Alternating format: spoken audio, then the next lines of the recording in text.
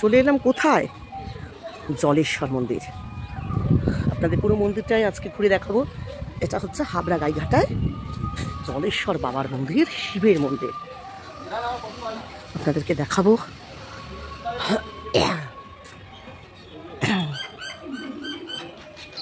জলের নিচে মহেশ্বর, পুণ্যতীর্থ জলেশ্বর।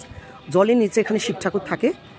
আর আপনার যখন চৈত্র মাসে গাজন হয়, শিব ঠাকুরকে জলের থেকে, এখানে একটা মায়ের মন্দির আছে, জলেশ্বর মন্দিরে।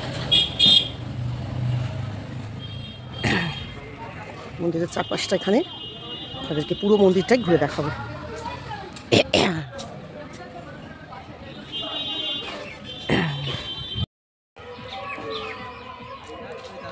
জলেশ্বর মন্দির, এখানেই ঠাকুর জলে থাকেন। ডালা দেবে। খুব সুন্দর পরিবেশ, চলে আসবেন এখানে বেড়াতে। পিকনিকেরও জায়গা রয়েছে। জলের নিচে মহেশ্বর, পুণ্যতীর্থ জলেশ্বর। খুব সুন্দর প্রকৃতি, প্রাকৃতিক পরিবেশ কিন্তু দারুণ সুন্দর। চলে আসতে পারেন এখান থেকে মন্দির। না না না না না না,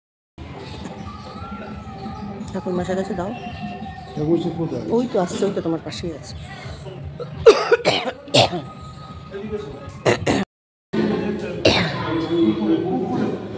মানে নীল পুজোর যেমন না, ফোন ভিডিওটা করা হয়নি, একটু বলেন আরেকবার। চালানো হয়নি। নীল পুজোতে বাবাকে জল থেকে তোলা হয়। স্নান করিয়ে রামপ্রসাদের ঘাটে বাবার মন্দির আছে, ওগুলো পুজো করে 8 গ্রাম করিয়ে নীল পুজোর দিন এই মন্দিরে তোলা হয় বাবা। আচ্ছা, পয়লা বৈশাখের দিন আবার বাবা চলে যান। এই হচ্ছে আপনাদের জলেশ্বর মন্দিরের কথা শোনালাম। আপনাদেরকে জলেশ্বর মন্দিরের মহাদেবের গল্প শোনালাম, যে জলের তলায় বাবা থাকেন এবং নীল পুজোর আগে বাবাকে তোলা হয় এবং তুলে সে এটা রামপ্রসাদের ভিটে হালিশহর থেকে স্নান করিয়ে এই বেদিতে কিন্তু আমাদের জলেশ্বরের যে শিব তাকে প্রতিষ্ঠা করা হয় এবং পুজো করা হয়। আর পয়লা বৈশাখের পরে বাবাকে জলে দিয়ে দেওয়া হয়। আবার সারা বছর বাবা কিন্তু এখানকার মন্দিরে শিব ঠাকুর, সামনে যে পুকুরটা আপনাদের দেখালাম ওই পুকুরেই কিন্তু থাকে। দেখুন চারপাশের মন্দিরটা আমি যতটা পারলাম আপনাদেরকে ঘুরে দেখাবার চেষ্টা করলাম।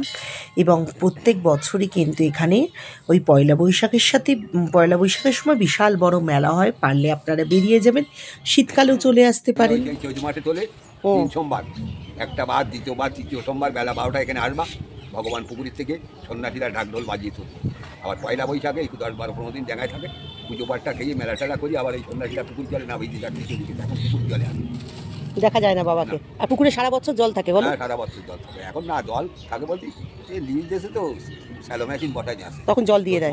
হাঁটু সমান জল হয়, ওই বাবার তোলায় যে জলটা কমে যায়, জলটা বাবা উঠে গেলেই আবার এই মেশিন ছেড়ে দেয়, জল ভরিয়ে দেয়। তাহলে আপনারা সবটাই শুনলেন, পারলে একবার এসে জলেশ্বর ভ্রমণ করে যাবেন।